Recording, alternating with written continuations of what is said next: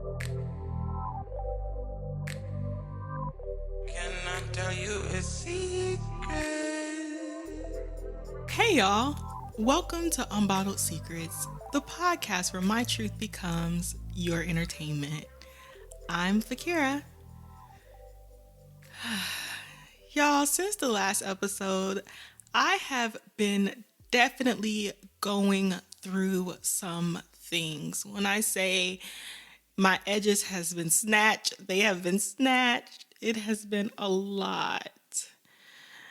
And rather than have a well planned out episode, because I honestly just don't have it in me to give that to you all, I figured I'd rather be open and honest with what has been happening to me.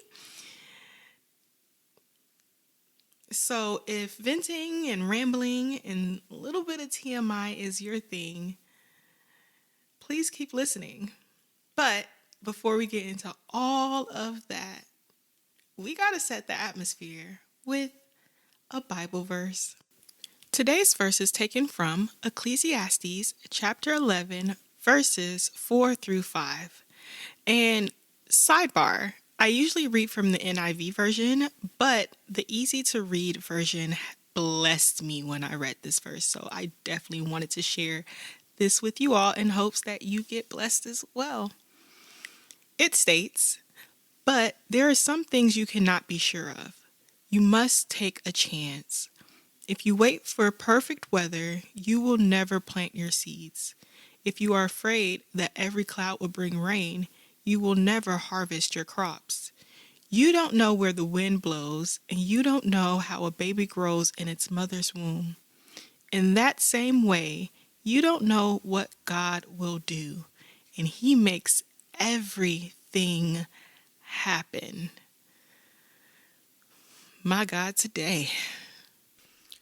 Okay, to start, I am currently without my car at the moment.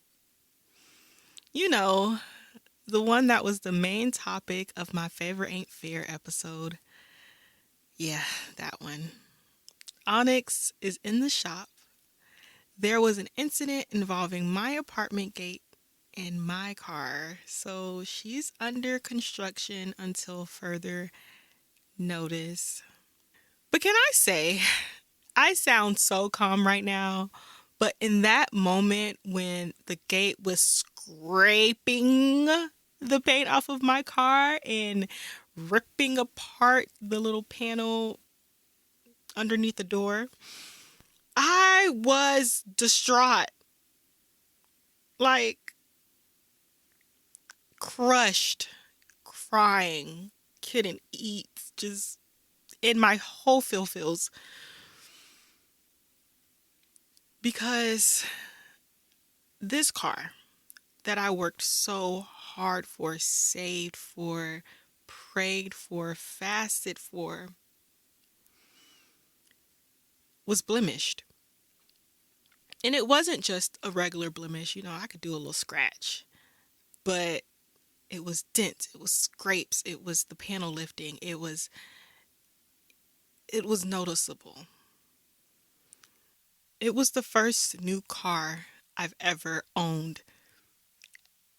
And I felt like a failure. Like I could not steward this gift that God had blessed me with properly. But while I was beating myself up, God definitely took that time to reveal to me that I was idolizing His blessings instead of focusing on Him. And it's layers to it. I wanted this car to be perfect when I presented it to my friend. Sidebar, my friend was visiting. He was in the car when the car got scraped. So, saw everything. And I wanted it to be perfect because that was going to be the first time he drove in it. I talked about this car so much, so I wanted him to see it. So I want to make sure it was perfect. So I went to go get it washed, right? I wanted it to just be prim, proper, and spotless. So it started with a minor situation featuring the car air freshener, the air fresheners that the car wash gives you that you'll put on your rearview mirror. I didn't want it on my rearview mirror, so I placed it in my cup holder, and I didn't realize you're not supposed to place it on plastic, so it slightly melted away part of my cup holder. And then there was a stain in my back seat because I threw my hand sanitizer back there, and my vacuum cleaner, like the car vac, was back there, and somehow, some way, the Texas heat happened, so the hand sanitizer exploded. The dye from the vacuum bag seeped into my seat. It was a small stain. I have it on my TikTok if you want to see it. And then the gate situation. And what I noticed in each incident that happened, I felt like it was the end of the world each and every time. The small melt that you can't even notice, I obsessed about it for days. Then when I got over that, I noticed the spot in the back seat, and I obsessed over that for days up until my car got scraped. So it was just, it was a lot. But you know what's crazy? Although I felt as though my world was ending, the world didn't actually end. And it took that incident, me not having a car for a week, me wondering how I was going to pay for all of this, that brought me back to earth. This car, that I worked so hard for, that I'm currently still paying a car note on, is not my God. It's just a car.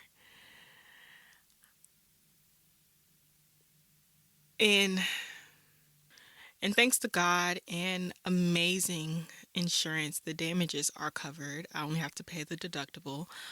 And I get to pick up my car within a week. So everything worked out in the end. But back to idolatry.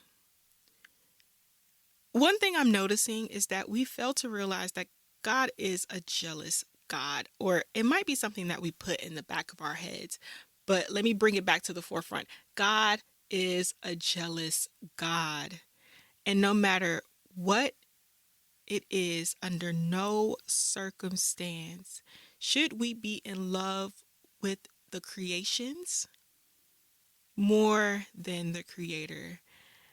And that can be anything, but we're going to put it in perspective to what has been happening to me, right? That same car God blessed me with, that was favor ain't fair, that I got a great deal on. He allowed it to get damaged because my energy was focused on that than it was doing my Bible challenges, spending time with him, focusing on how to continue my ministry. And it's not just the car, right? The man I dated that I recently called it off with, he was an idol, and God removed him. Now, don't get me wrong, he's still alive. We pray for good health, all the best in his life. God bless him. But he's just not with me. That identity I had in certain affiliations, God snatched me up out of them. And I can go on and on and on and on. There are so many things that God has been revealing to me in this season that has been idols, that he has been exposing and casting down, because God is a jealous God. And it's not because he does not want me to be happy. On the contrary, he wants me to live a blessed life, right? But not because of the stuff or the man or my associations. But he wants me to be content and pleased in him and him alone. And you know what's crazy? I actually asked for this. I deliberately asked for God to expose and remove the idols in my life. And he did just that. And it's so funny because everybody says, there's like a few prayers that God will answer in quick, fast, and in a hurry, and it's the prayer. If that person is not for me, remove them. And also, I'm noticing the whole expose my idols or expose things that are not of you or things that are holding me back from you. God will open your eyes real quick. But it didn't make it easy, right? Letting go of these idols or exposing these idols and the process that has been going through just cutting them off and shifting my mind and all of those things, it has not been easy. It's been hard. I've been crying for weeks, not even just about the car situation, just about everything. I've just been in a constant state of mourning. But again, I asked for it and he's brought me through and he has made ways out of no ways. So I am thankful. I am so thankful that he exposed these idols because it comes with the territory of refinement.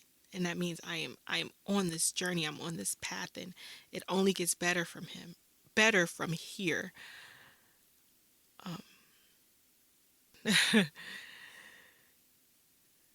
I'm not going to talk about this now, but y'all remind me to have a future episode talking about my recent deliverance and discovering my spiritual gifts. I would talk about it now, but it's lengthy. There are some things I want to process in that situation and just have some takeaways for you also. I think it deserves its own discussion.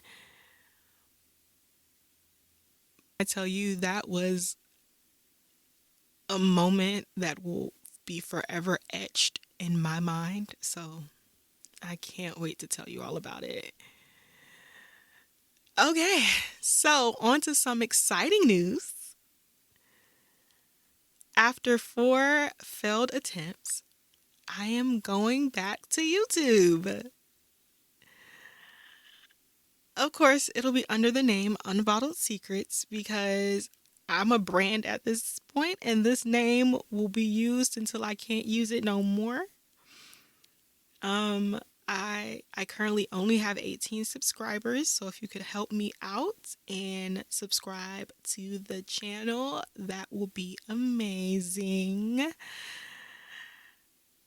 Yeah, I'm so excited to start this journey again. Okay, so now on to the question that you may be wondering, why YouTube again? Um, quite simply put, I felt God was nudging me back into that arena.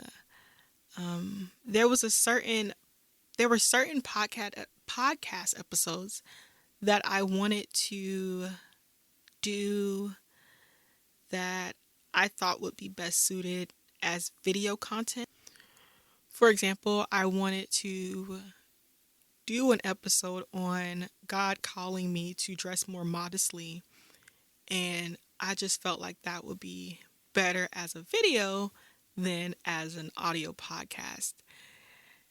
And in the process of me uploading episodes of the podcast to the YouTube channel just to get a larger reach, I was just like, you know what? This channel's not going to grow if I don't add video. And I don't think I'm at the point of having a video podcast because I don't have like the space for it as of yet, just to set up the audio and all those different things. So I was just like, you know what? Let's consider starting YouTube again. And one thing to note, while I was going through my car situation, I came to the realization that if I can drop X, Y, and Z amount to fix the car, I could definitely invest that same amount into my ministry because that's what the podcast is and that's what the YouTube videos will be. So, yeah, I just felt like it was the best thing to do. And like I said in the last episode, I have a hard time sticking to commitments. So I guess you can call me a commitment phobe. So I honestly don't think I ever gave my other YouTube channels the space to grow, the time, the effort I would give up when I wasn't getting views and just not seeing it through. So this time around, I have a legit niche. Jesus is my niche. I'm very passionate about it, and I can just see this channel being yet another way to cultivate community and bring young women to the kingdom. So here we are. Hopefully, by the time you hear this episode or by the next episode, I would have at least a video uploaded to the channel. So wish me luck. Okay, so what does that mean for the podcast? This pod is not going anywhere. In fact, we will go harder and be on a stricter schedule because I need to get the YouTube videos out as well. And of course, it's going to be a challenge, but I am up for it. I already have like topics written out. I have topics for the podcast written out. I just gotta commit to a legit schedule. I might need to buy a calendar. That might be an episode of how to stay organized. But I'm up for this challenge, and you all are gonna get double the content, so it's gonna be double the fun. So I mentioned the YouTube channel, but I want to kind of talk about what the channel will encompass for the most part. It's not quite an extension of the podcast, as I have intentionally structured this platform to be more long form narrative driven content, because I have talking points. I can ramble on. I can give like these tangible takeaways for you all in each episode. That's the goal. Sometimes I don't do it. Like this episode, you don't really have tangible takeaways, but it's longer. It's more free flowing. It's not so produced. Whereas the channel will showcase way more personality, visuals, some production, well, more production because it's audio visual. I will be talking about Jesus, of course, my micro locks, my lifestyle, fashion. I might even cook, hashtag unbottled recipes. It just all depends. Like it's gonna be more me, the whole me. That's what we should say. It's the whole me. So regardless of where you're streaming from, whether it's this podcast or if you're going over to the YouTube channel, you will get Jesus, period. And that's on Holy Spirit Activate. And with that being said, we've come to the end of the show. I hope you've gleaned something meaningful from this discussion. If this is your first time listening, please, please, please, please subscribe to the pod. I'd love to have you here. And sidebar, I think I have a name for you all, but I'll tell y'all that at a later time. And if you're really locked in and there ain't no switching up, follow me on my socials. All information will be in the description of this episode. Share if you care. And until next time, bye you all.